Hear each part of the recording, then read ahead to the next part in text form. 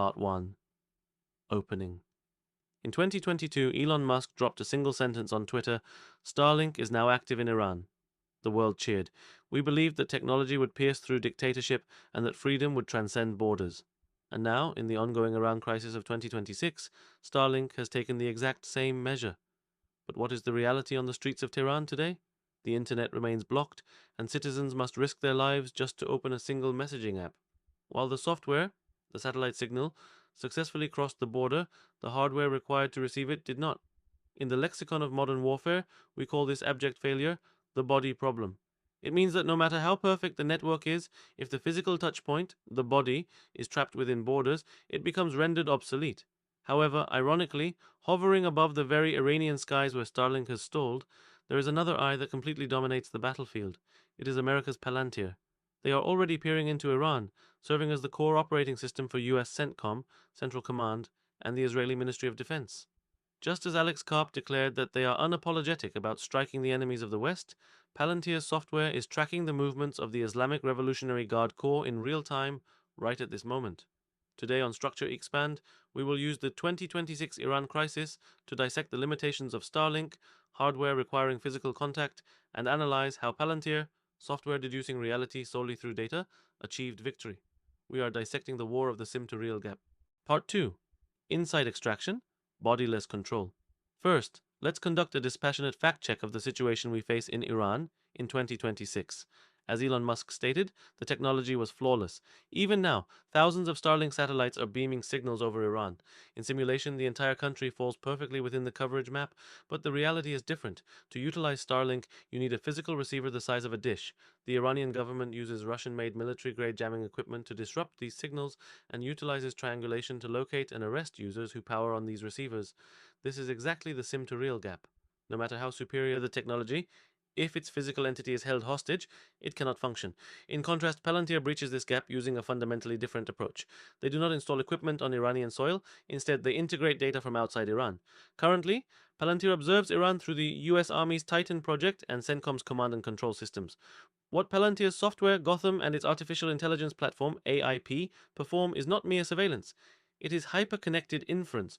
They pour disparate data streams into a single dashboard. Terrain data captured by commercial satellites, SAR, communications interception data, SIGINT, capital flows moving through financial networks, and intelligence reports from field agents, HUMINT.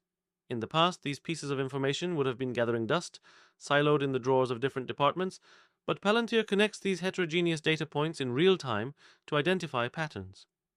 Fund transfers occurred in Region A, Finance. Simultaneously, encrypted communication traffic surged, Telecom. Satellite imagery detected truck movements, Satellite. Gotham connects these three facts and within 0.1 seconds derives the conclusion: this is a sign of a missile launch, and instantly displays targeting coordinates. While Starlink attempted to connect by planting hardware, only to be blocked by physical barriers, Palantir integrates scattered data to pierce through from the outside. Because it lacks a physical body, the Iranian government cannot seize it, jam it, or arrest it. This is the reason Palantir has emerged as the sole victor of the Iran crisis: bodiless control. Part 3. Structural mapping, the epistemology of warfare. Let's expand the logic of this sim-to-real gap onto the macroscopic chessboard of modern warfare. If you consume news about the current conflict in the Middle East, it appears to be a simple exchange of missile fire. However, viewed through the lens of a structural designer, this war is a colossal civilizational clash between a 20th century hardware empire, Iran, and a 21st century software empire, Palantir and the West. First, let's take a cold, hard look at Iran's power. They are a traditional hardware powerhouse. They possess a massive physical body consisting of thousands of ballistic missiles, nuclear facilities buried deep underground, and a sprawling network of proxy forces stretching from Hezbollah in Lebanon to the Houthi rebels in Yemen. From the perspective of traditional war grammar, where the total volume of firepower determines the victor, known as kinetic warfare, Iran is a giant that can never be underestimated. Their hardware is so vast and lethal that even the United States cannot easily commit to an all-out war. However, the battlefield of 2026 has been fundamentally terraformed into algorithmic warfare. In this new arena, the variable that determines victory or defeat is not who possesses the larger missile, but who clears the fog of war faster. It is a battle for the resolution of insight. Here, the decisive gap created by Palantir is crushing Iran on two distinct levels. First is the weaponization of time. War operates on the OODA loop: observe, orient, decide, act. In the past, it took a full 24 hours for a satellite to take a photo, an analyst to interpret it, a commander to approve a strike, and a bomber to sortie. This 24-hour latency was Iran's lifeline. It was the only temporal window allowing missile trucks to relocate and commanders to move bunkers. But Palantir's operating system has compressed this process into seconds, removing human intervention entirely. When a satellite detects a minute change in terrain, AI immediately identifies it. This is a missile truck, and transmits coordinates to an unmanned drone. There is no human skepticism or bureaucratic delay in this loop. From Iran's perspective, the moment a missile truck opens its hangar doors, bombs are falling before they can even press the launch button. This is not merely a speed contest. It is the total control of time, depriving the enemy of the very opportunity to react. Second is the network paradox and digital exhaust. Iran's most potent asymmetric power was its human network spread across the Middle East. These decentralized sleeper cells were ghost-like entities that the US military historically struggled to capture. However, in the age of AI, this massive organization becomes a fatal weakness. To command thousands of cells, you must inevitably communicate and transfer funds. In the past, these tens of thousands of communication records and transaction logs were just noise. Human analysts could never find patterns within such vast data. But to Palantir's Gotham, this data is the ultimate feast. Palantir does not necessarily attempt to decrypt the content of encrypted messages. Instead, it looks at the metadata. A fund transfer occurred in Beirut at a specific time. Simultaneously, communication volume on a specific frequency surged in Yemen. AI connects the correlation between these heterogeneous data points, relationships invisible to human eyes, in zero point 0.1 seconds to deduce the commander's location. In other words, the digital exhaust emitted every time Iran's boasted human network moves has now become a GPS system broadcasting their real-time location. It is a paradox. The more they fracture the organization to hide, the clearer the data trail becomes. Ultimately, the essence of this war is clear. It is a battle between a blind giant, body without brain, and an omnipotent ghost, brain without body. A nation obsessed with hardware and trapped within its borders finds its own territory becoming a prison. Conversely, a nation that masters software and dominates data across borders peers into the battlefield as if it were a transparent glass box. Just as the 2 trillion won value in the HD Hyundai deal lay in eliminating the uncertainty of physical factories, capital in modern warfare is no longer spent on buying weapons. It is spent on building the operating system of war that commands those weapons at godlike speeds. This is the real reason Palantir has transcended the status of a mere defense contractor to become the structural key determining the geopolitical winners of the 21st century. Part 4. Structural Mapping. The Economics of Intangibility. Now let's zoom in from this harsh battlefield logic to the microscopic world of your business and career in 2026. First, let's not misunderstand one thing. Starlink is not a failed technology. It is the most advanced communication infrastructure in human history, but the brutal truth proven by the Iran crisis is that no matter how overwhelming the hardware, as long as it has a physical entity, it inevitably becomes a target for attack and regulation. You need a dish to receive a signal, but that dish can be confiscated and its location can be tracked. This is exactly the body problem your business faces in 2026. When most people think of expanding a business, they instinctively think of bulking up. They build more factories, sign leases for flashy offices, stack warehouses with inventory, and hire hundreds of employees. They believe that, like Starlink, establishing massive physical footholds is the way to dominate the market. We call these assets and feel a sense of satisfaction.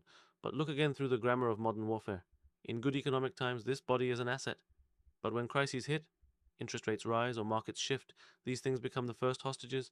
Stores become targets for shutdowns, piled up inventory becomes a blood clot blocking cash flow, and bloated organizations become shackles of unbearable fixed costs. Just as Starlink's dishes became targets for the Iranian government, heavy businesses become targets for a volatile environment. This is not just a recession, it is suffering from an attack via the weaponization of fixed cost. In contrast, Palantir-type businesses take a completely different approach. They do not deny hardware. They focus all capital on the software that dominates the hardware. What they sell is not rotting inventory, but market-reading logic, relationships, data, and intellectual property, an intangible operating system. Let's apply this difference to 2 specific dimensions. First, the business model pivot from warehouse keeper to sourcing algorithm. If you are in retail, stop the mindless expansion of warehouses and procurement. Those are just Starlink dishes that can be blocked at any time. Instead, master the sourcing algorithm that reads market trend data, predicts where consumer desire will spark, and connects manufacturers to consumers via the optimal route. Coupang or Amazon are terrifying not because their warehouses are huge, but because they possess predictive models that know what you will buy before you do. The power to dominate the market without holding inventory, that is bodiless control. Second, the career pivot from functional laborer to problem-solving designer. If you are an employee, Do not sell functional labor that simply says, I completed the task you ordered perfectly. The ability to write clean reports or crunch Excel numbers fast is becoming a commodity at the fastest rate in the AI era. This is like a Starlink receiver, a replaceable part that anyone can substitute. Instead, identify the invisible patterns within the company's scattered problems. The exchange rate is rising, so our costs will go up. Therefore, we should cut the marketing budget now and run a promotion to increase inventory turnover instead. Sell the planning and judgment capability that connects disparate facts to infer a solution. AI can organize data, but it cannot read the context of the business within that data, nor can it make decisions that carry responsibility. The conclusion is clear. Starlink, the infrastructure, is essential. But a business that does not layer Palantir, the operating system, on top of it is merely a large, slow-moving target. Ask yourself right now, am I currently building a body that will be seized and attacked when a crisis hits? Or am I building an invisible brain that will freely control that body? The crossroads of victory and defeat shown by the Iran crisis lies exactly here. Part 5. Scalable Application. Building your own Gotham. So, how do we execute this concretely? Let's translate the message of the Starlink Palantir war into an actionable 3-step plan for us in 2026. The core objective is to remodel your business structure to be asset-light, intelligence-heavy. 1. Lighten the body. Escape the ownership trap.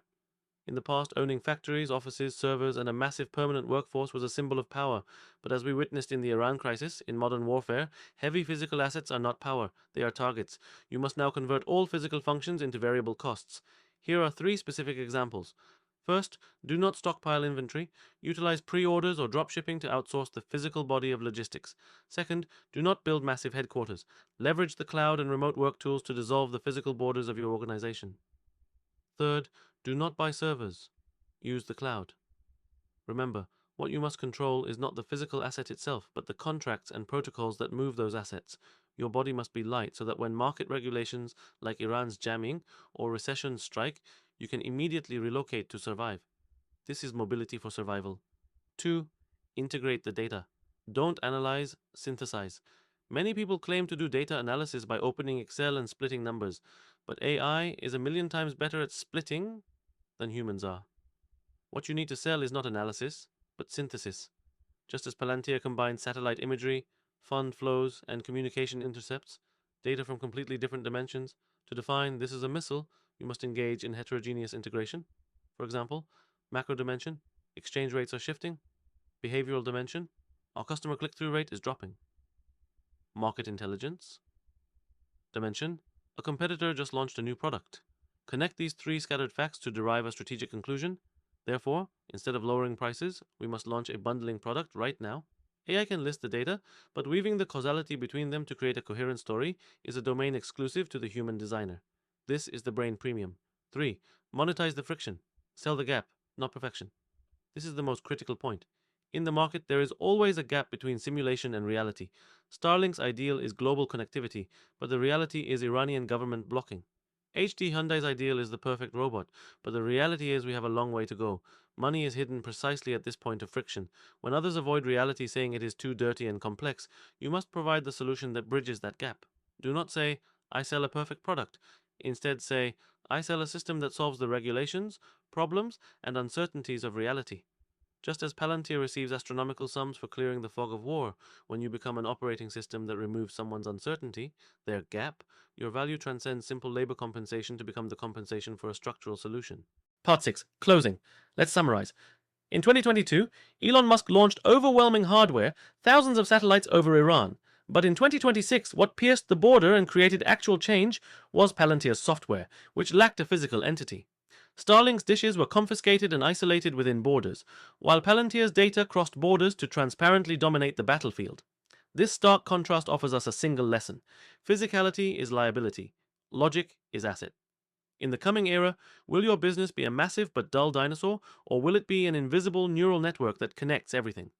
Do not boast of a bloated body. If you lack the intelligence to control that body, it is merely the biggest target for the coming crisis. The one who designs the invisible structure dominates the visible world. Structure is scalable. Structure expand, end.